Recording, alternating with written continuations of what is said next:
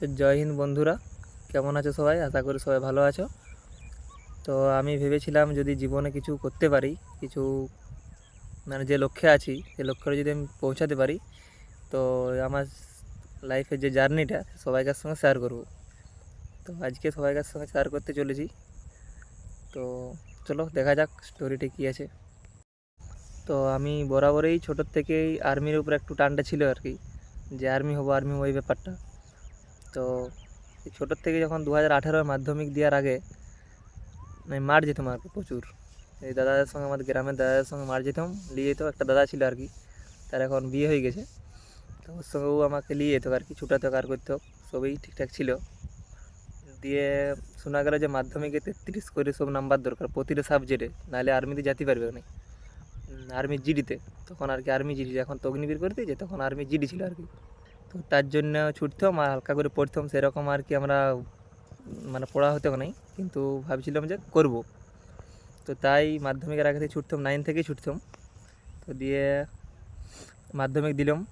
মাধ্যমিক দেওয়ার পরেই বুঝলাম যে না, মিনিমাম পাস করে যাব ফার্স্ট ডিভিশন। তো তারপরেই ছুটতাম আর করতাম, দিয়ে রেজাল্ট বেরালো। দিয়ে বন্ধুরা ফার্স্ট ডিভিশন আর হলো না। তো ফার্স্ট ডিভিশন হলো না, তখন 380 মতো নাম্বার হয়েছিল, কিন্তু প্রতিটাই 50-র উপরে আসছিল। তো এখান থেকে ভাবলাম যে না, আর্মি জিডিতে চান্স পাই যাবো, তো আমার নাম্বারে কোনো গড়বড় হবে না। তো সেই ক্ষেত্রে ছুটতে শুরু করলাম, আবার শুরু করলাম। ভ্যাকেন্সি তো বেরোচ্ছে নাই, ভ্যাকেন্সি তখন একটু কমে বেরোতো। দিয়ে কিছুদিন পর ভ্যাকেন্সি বেরোলো। তো আমি বিরাট খুশি যে ভ্যাকেন্সি বেরিয়েছে আর্মি জিডিতে। তো আমরা ফর্ম ফিল আপ করলাম, এখানে আশেপাশে ছেলেও ছিল, করলো। দিয়ে আর্মির লেগে প্রচুর দৌড়ছিলাম। এই দৌড়া হলে মিনিমাম 1 বছর দৌড়লাম, যে আর্মির জিডিটা পাবো, প্রথম জিডি প্রথমটাই লাগাই দেবো। তখন আমার কত বয়স হবে, বেশি বয়স হবে নেই। মাধ্যমিক দেওয়ার তখন এই 12-এ উঠবো তখন আর কি, এই 17.5 হয়েছে আর কি। তখন থেকে আর্মির জন্যে মানে পুরোপুরি প্রিপারেশন ছিল আর কি। এরকম ছুটে একদম 5.5 মিনিটের আগে মাঠ করে দিতাম, তখন প্র্যাকটিস ছিল। দিয়ে কিছুদিন পর শোনা গেল যে আর্মিটা ক্যান্সেল হয়ে গেল, যে আর্মি হবে না, আর্মি বলে জিনিসটা উঠে গেল। তখন আর্মি জিনিসটা উঠে গেল, তো কী করবে, আর কিছু করার নাই। দিয়ে আর্মিটা তুলে অগ্নিবীর করে দিল। তো অগ্নিবীর করে দিতেই তখন একটু মনটা ভাঙি গেলো, যে অগ্নিবীর 4 বছর, আর্মিটা পার্মানেন্ট ছিল, তো আর্মির উপর একটা টান ছিল তো আলাদা। তার জন্যে সে বলে অগ্নিবীরটাও যাব। তো অগ্নিবীরটা করার জন্যে আমি মেদিনীপুর চলে গেলাম আর কি, আর্মি ক্যাম্প ছুটার জন্যে। দিয়ে মেদিনীপুর যাওয়ার পরে ওখানে ঘরের লোককে বলে আর চলে গেলাম আর কি, যে বলে ওখানে যে ক্যাম্পে ছুটাছুটি করব, তাহলে তো হয়ে যাবে। তখন একটু অগ্নিবীরটা পড়া প্রথম পরীক্ষা ছিল। তো দিয়ে পরে মেদিনীপুর থেকে চলে এলাম ঘর। বলি ওখানে একটু দমে খাটাচ্ছিল আর কি, আর সহ্য হচ্ছিল না, খাবার দাবার ঠিকঠাক ছিল না। তো ওখান থেকে ঘর চলে এলাম। ঘর চলে আসতে পরে অগ্নিবীরটা অগ্নিবীরের মাঠের জন্য গেলাম, তো অগ্নিবীর মাঠ ফেল করলাম। তো অগ্নিবীর মাঠ ফেল করার পরে এইরকম, জানেন তো আপনারা, তো গ্রামের লোক পাড়া পড়ছে সবাই বলছে যে তোর নাই আর নাই, অগ্নিবীর মাঠ পাস করতে পারলি না, তুই কি চাকরি করবি? তো এরকম সবাইকার এরকম কথা যেমন হয় আর কি, ওটা ওটা কোনো ব্যাপার না, ওটা মোটিভেট হয়। তো সবাই এরকম বললো। তো দিয়ে পরে আমার একটা মনে রাগ হলো, যে সবাই এরকম বললো, দিয়ে তাহলে ভালো করে পড়ি। দিয়ে পড়ার পরে পড়বো ভাবলাম। দিয়ে তখন তারপরে এইচএসটা আমাদের হলো না, এইচএসটা হলো তখন লকডাউন পড়ে গেল। তো এইচএস দিয়ে লকডাউন পড়ে গেলো, তো এইচএস পরীক্ষা দিতে পারলাম না। তো এইচএস আমাদেরকে এরকম নাম্বার দিয়ে দিল, 350 মতন দিয়ে দিয়েছিলো আর কি, ভালো, মোটামুটি ভালোই দিয়েছিলো, 350টা ভালো নাম্বার। তো স্কলারশিপ পেলাম। তারপরে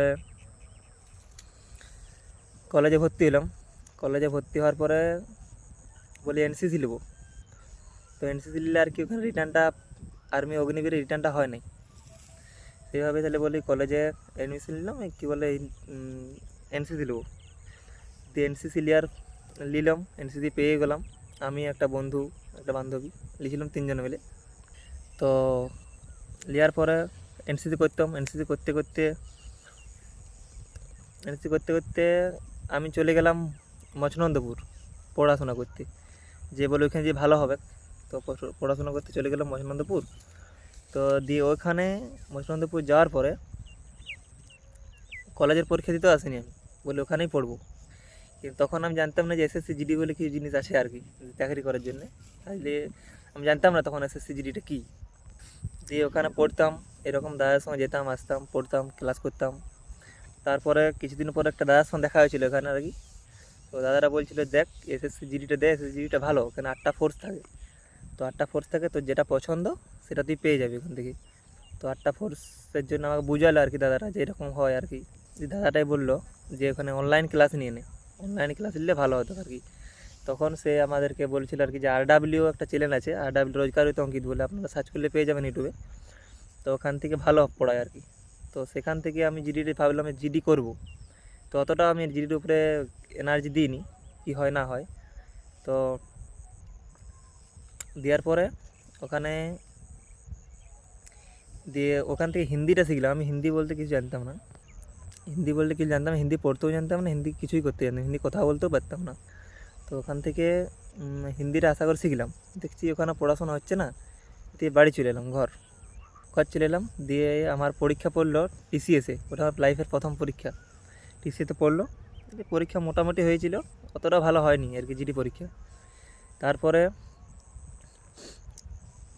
যখন এলাম তখন আমাদের গ্রামের পাশের গ্রামে আর কি একটা দাদা আর কি এরকম ডিফেন্স নিয়ে পড়ে।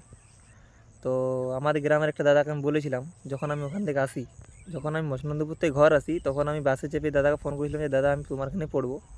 তো দাদা বলেছিল ঘর চলে আমি দেখছি কী করা যায়। দাদাটা প্রচুর ভালো।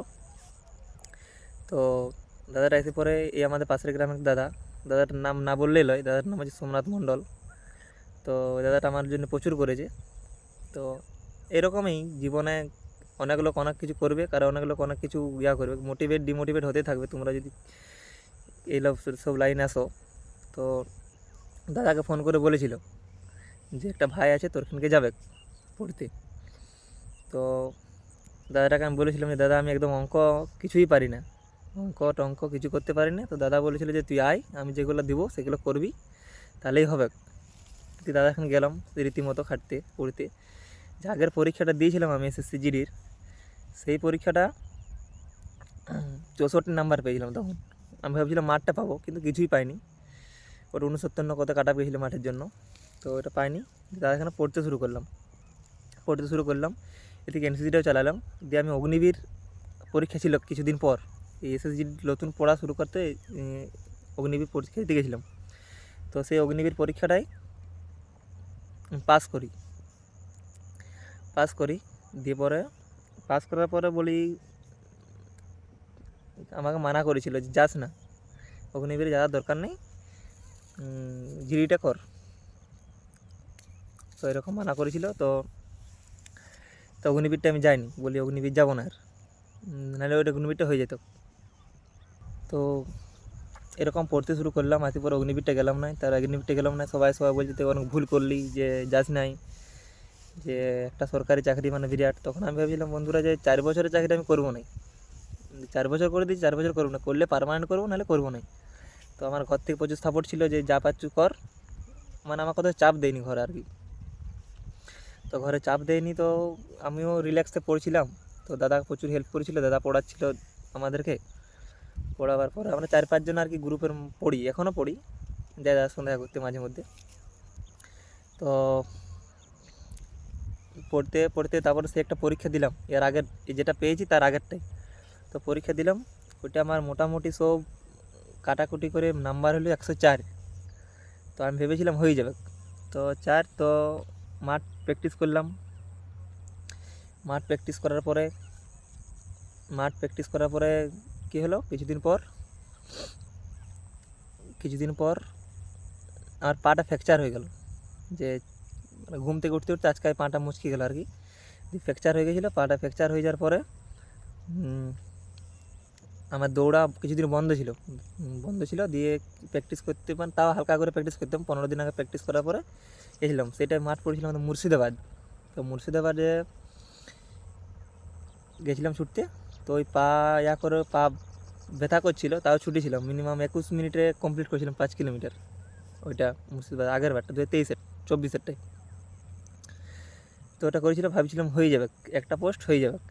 তো ওটাই মেডিকেল হলো, এই মাঠ মেডিকেল একসঙ্গে ছিল। তো তো মাঠ মেডিকেল একসঙ্গে হওয়ার কারণেই ওখানে আমাকে মেডিকেলে রিমেডিকেল দিয়ে দিল।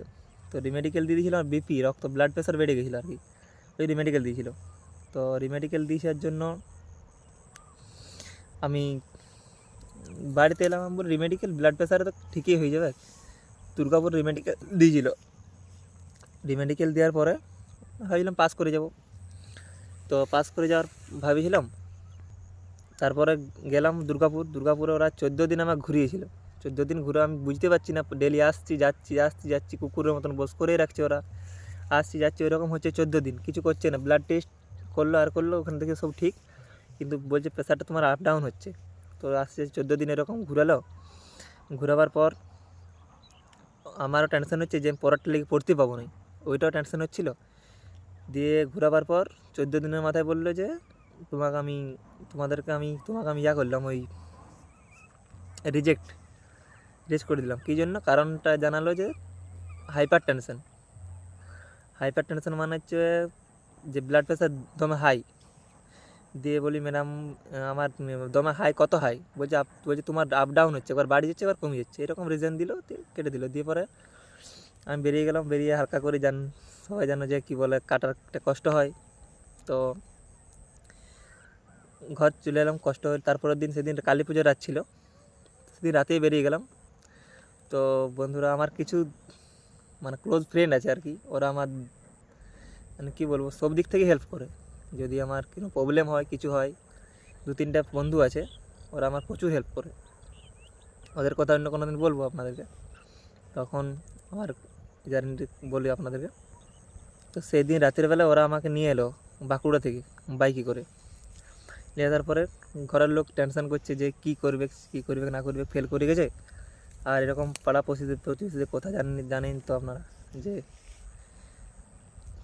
সবাই টিটকারি কাটছে যে চাকরি হলো এরকম। সবাই অনেক কিছু, মা বাবা ওদেরকে সবাই উল্টোপাল্টা কথা বলছিল। তো কী করবে, সহ্য করেছিল, কিছু তো করার না। এখন তো চাকরিটা হয় না তখন, তাই আর কি। দিয়ে তারপর হলো এই যেটা পেয়েছি আর কি, এইটাই পেয়েছি, এটা জার্নি শুরু হলো তখন থেকে। তো তখন থেকে একটা মনের মধ্যে একটা প্রতিজ্ঞা লেগেছিলো যে না, পরেরটা আমি করবোই। তো পরেরটা চাকরি করার অনুভব নিয়েই, মানে একটা প্রতিজ্ঞা নিয়ে নামা ছিল যে করবোই। তো আসার পরে পড়তে শুরু করার পরে হিন্দিটা একটু কমজোর ছিল, হিন্দিটা একটু বেগেলাম। আর যে আমার যে দাদারা পড়ায় আমাকে, দাদার থেকে অঙ্কটা স্ট্রং হলাম একটু ভালোভাবে। তো স্ট্রং হয়েছিলাম, কিন্তু কী করি নাম্বার ওঠে নেই। তো স্ট্রং হয়েছিলাম। তো আর জিআইটাও ঠিকঠাক ছিল, জিকেটা আমি সেরকম পারতাম না, এখনও সেরকম ঠিকঠাক জিকে পারিনি। তো পড়তে শুরু করলাম, পড়তাম মানে খুব। এখন আমাদের এরকম পাশাপাশি কেউ যারা এসব নিয়ে পড়াশোনা করে তারা বুঝবে যে 10 ঘন্টা 12 ঘন্টা 15 ঘন্টা পড়া কাকে বলে। যারা এইসব লাইন আছে তারাই জানে যে কতক্ষণ খাটলে, কতক্ষণ পড়লে এইসব লাইন আসা যায়। তো পড়তাম, রাত দিন এক করে দিতাম, মানে একেই করে দিতাম। তো পড়তাম। আর এরকম ঘরের আমার ভাই আছে, আমার ভাই, বাবা, মা, আমি 4 জন। তো আমাকে ঘরে কাজ করতে কোনো দিত নাই। তো ভাই ওরা আমার কোনো কাজ করতে দিত নাই, আমি ঘরে শুধু পড়তাম, প্রাইভেট যেতাম, এসবে করতাম, অন্য কিছু আর আমার বাইরে কাজ থাকে নাই। তো স্ট্রাগেলটা হচ্ছে এইবারটা যেটা পেয়েছি, এইটার উপর আমার উপর দিয়ে অনেক আর কি কষ্ট গেছে, আপনারা শুনলে বুঝতে পারবেন। তো যকে পরীক্ষা, সেদিন আমি পরীক্ষার জন্য রেডি হয়ে গেছি, কলকাতা টিসিএসে পড়েছে। তো পরীক্ষার জন্য আমি রেডি হয়ে গেছি যে পরীক্ষা দিতে বেরাবো। তো হঠাৎ দেখি মায়ের শরীর খারাপ। তো মায়ের শরীর খারাপ, কী করবো বুঝতে পারছি না। তো মাকে হসপিটাল নিয়ে গেলাম।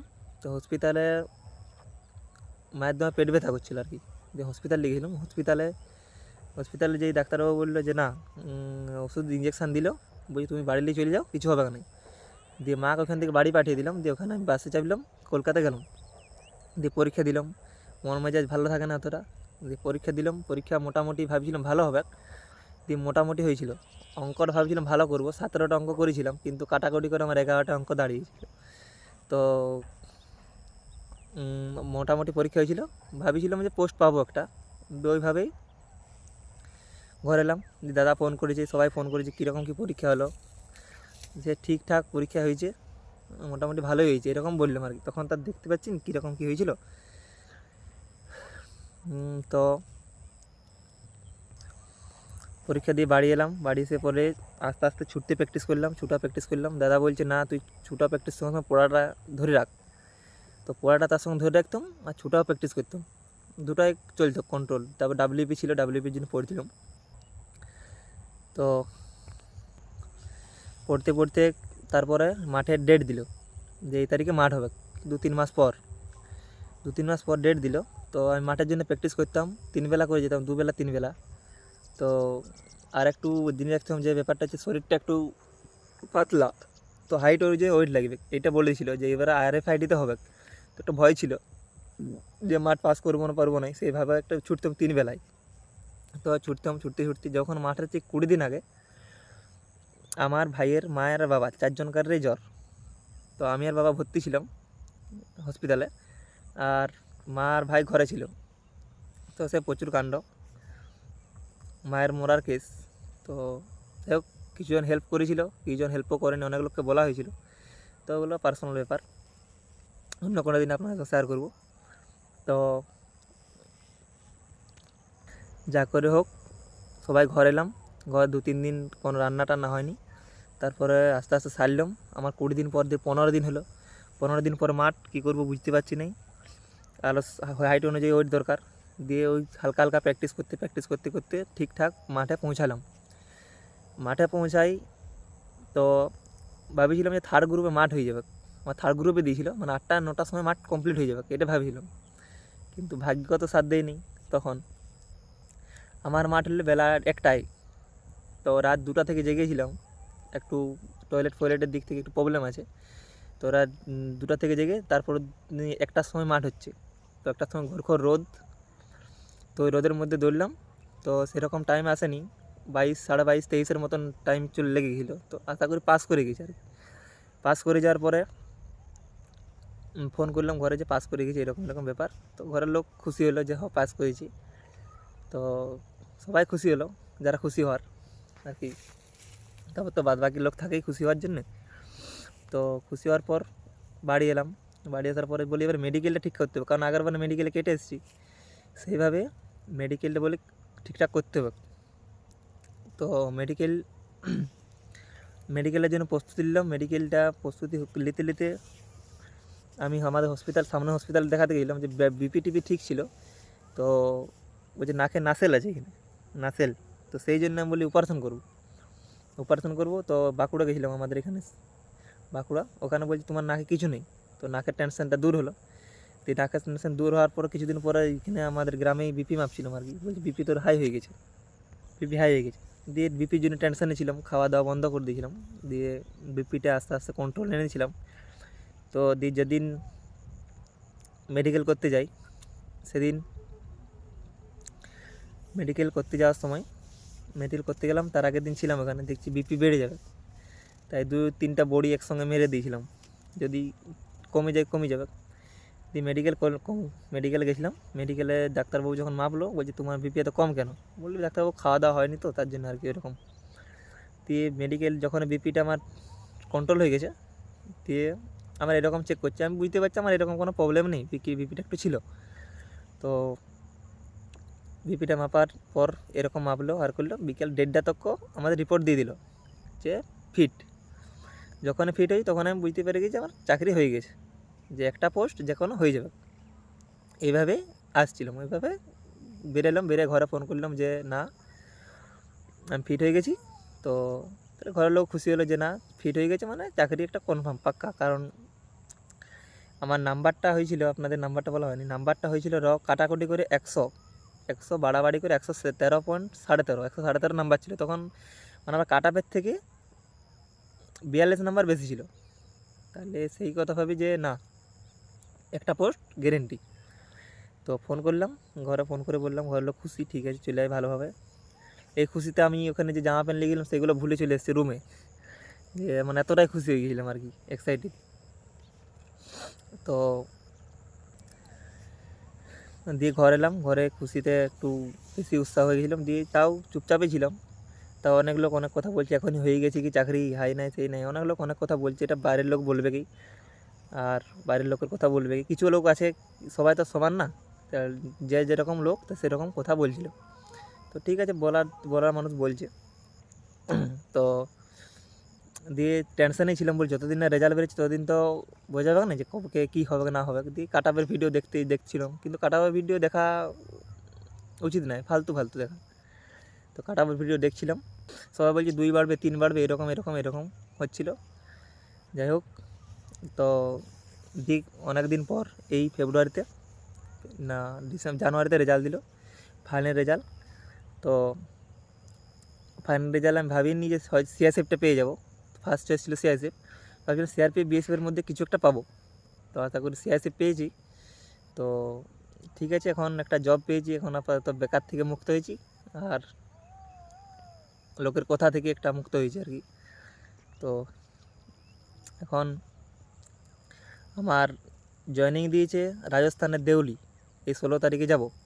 আজ তো 6 তারিখ হলো, 16 তারিখে বেরোবো। আমি জয়েনিংয়ে যাওয়ার আগেই ভিডিওটা করছি। তো তোমরা হয়তো জয়েনিংয়ের পরে ভিডিওটা পেতে পারো, কিংবা আগেই পেতে পারো, আমি ভিডিওটা আপলোড করব।